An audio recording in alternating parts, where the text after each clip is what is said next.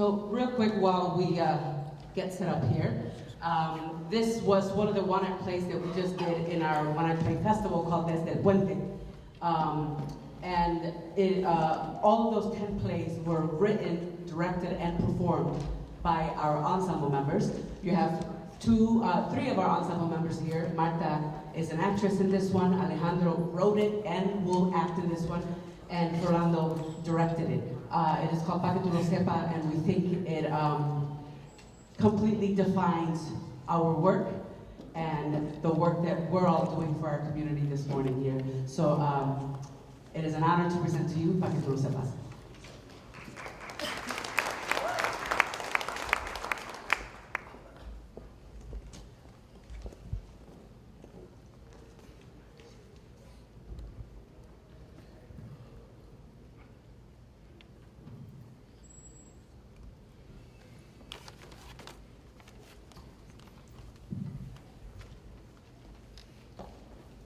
Hey, Senora Perez, can I talk to you for a second? Ah, Senor Lopez, that's funny. I just finished grading your test paper from today. Excellent work as usual.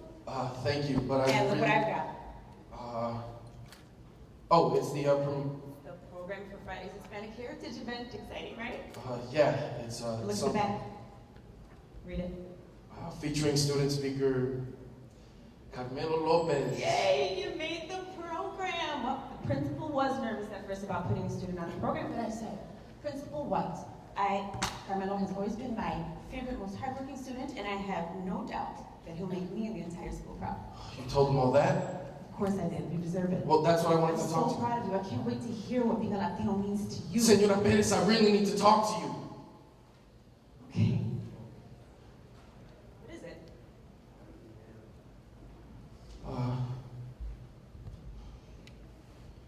I'm not gonna write anything for Friday. What do you mean? Me, the speech Friday, it's not gonna happen. I'm not going. Why wouldn't you? We're all excited to hear you speak. You can't bail on everyone. That is not a good look for you, Carmelo. I know, it's just... What's the matter? I gave you the assignment over a month ago. Did you procrastinate? What? No, when have you ever known me to procrastinate on anything? It's just a question, mijo. No need to get defensive. No, look, I haven't stopped thinking about this assignment since the moment you gave it to me, but no matter how long I think about it, I can't think of what it means to me to be Latino. I don't feel like I have a story to tell. But you are Latino, Carmelo. Yeah, in name, maybe. Other than that, nothing. Carmelo, stop it. Stop what? Whatever it is you're doing right now, what you just said is ridiculous, and you know it. Well, that's how I feel. But you've always been my hardest working student. Yeah, but that's just academics. Just because I get good grades in Spanish doesn't mean I identify with the Latino culture. Besides, it's not like taking any of these classes have helped me become more fluent. No seas exagerado. I'm not exaggerating. You understood me. You tricked me. But you still understood me. Yeah, but that's just a phrase. Of course I know some of those. I know some that I can't even translate into English. So do most other Latinos. But you know that's not the point. I'm talking big picture here. Big picture meaning what? Big picture meaning that knowing little phrases in Spanish doesn't make me Latino. Carmelo, what does being Latino look like to you? I don't know. That's why I'm here. Close your eyes and think. But please, come on. Okay, fine. Now, think. Well, I can tell you what doesn't look like a Latino. Me. Ay, Carmelo, por favor. I'm serious. Listen to the way I talk. Watch the way I carry myself. Nothing about me says Latino. Carmelo, that is not true. Senora Perez, you don't know what I go through. You have no idea what it feels like to feel like some outsider wherever you go. I've never even been to Puerto Rico, Senora Perez. I don't know what coquis sound like. I don't know what El Yunque looks like. I don't know what the beaches feel like. Whenever a song in Spanish comes on, I can't help but get anxious because I have no idea what they're saying. I just mouth everything hoping no one notices. Carmelo, I get it. Trust me, I do. And normally when a student comes to me saying they can't do something like this, I let them off easy because I can tell that they don't care. But you, however, care more than you know. How would you know? Because when I gave this assignment to you, you knew it was optional. You knew you could say no, but you didn't. Why? I don't know. You're not getting off that easy.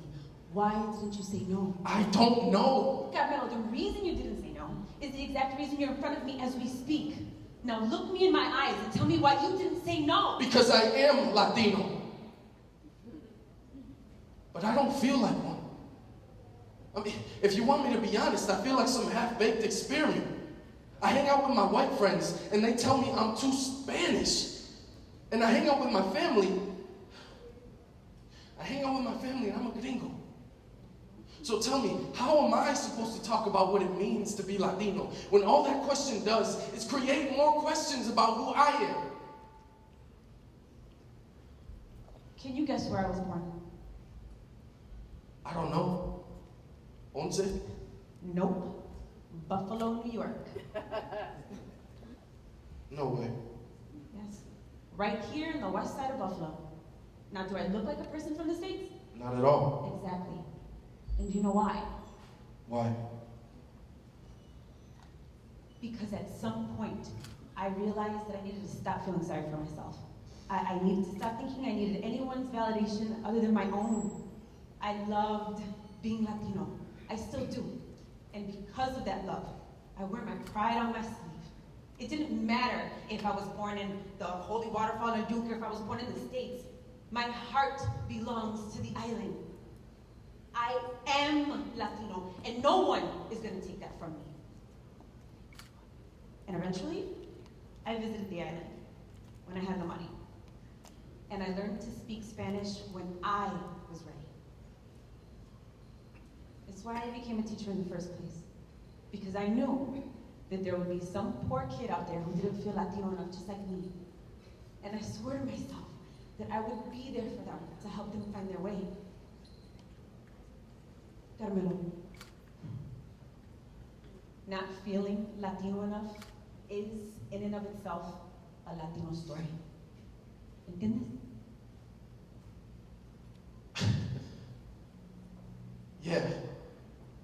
Yeah, you're right. Of course I am.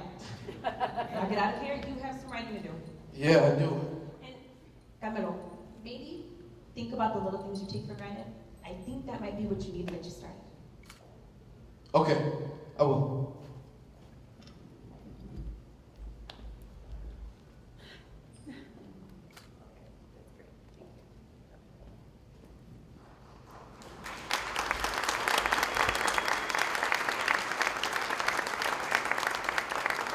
Damas y caballeros, ladies and gentlemen, our keynote speaker of the evening, Mr. Carmelo Lopez.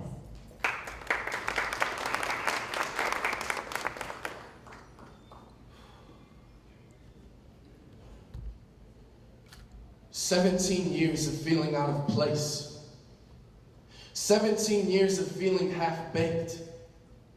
17 years of not feeling Latino enough until someone finally dropped an H-bomb of knowledge and blew my mind. She said not feeling Latino enough is a Latino story. She was so right. But I invite you all to turn to page 1 of this book called My Story by Carmelo Lopez, because that was just the beginning of mine. I head home, not knowing where my Latino story might go. So deep in thought, the sways of my bus felt safe and secure and nostalgic. My mind travels to the past, to a place where I'm 4 years old and bawling my eyes out. That's when my mom swoops me up like a superhero and proceeds to make my tears disappear like some magic act she had performed 100 times before, swaying me back and forth, singing Puerto Rican hymns until I passed out. That's when it clicked. My eyes bust open as the euphoria of this epiphany rushes through my body like a shot of adrenaline. It all made sense. Latino is a feeling. All those years dreading the moment when my family broke out in song because I didn't understand the words and I was missing the point entirely. It was never about the words. It was about the feeling those songs created. As much as the words made me anxious, those songs never ceased to give me a sense of community and familia. I was always embarrassed that I never visited the island. But I realized I can reach that island whenever I want. I can close my eyes and I can hear the coquis around me. I can feel the sand between my toes. I can smell the fresh bread of the panaderia, and I can feel the rhythm and movement of my ancestors flow through me, wrap around my hips, and shoot out my arms and legs. And there it was. That sense of fulfillment that I searched tirelessly for my entire life. That sense of feeling whole that always seemed foreign to me. I felt Latino. No, I was Latino. I knew it deep down inside my heart. I felt it in the pit of my stomach, and I held on to that feeling like it was my newborn baby, because no one was going to take that feeling away from me. Now, I carry that feeling wherever I go. I carry it with pride and confidence and love. Now, I can finally say, without any shred of doubt, yo soy boricua, pa' que tú lo sepas.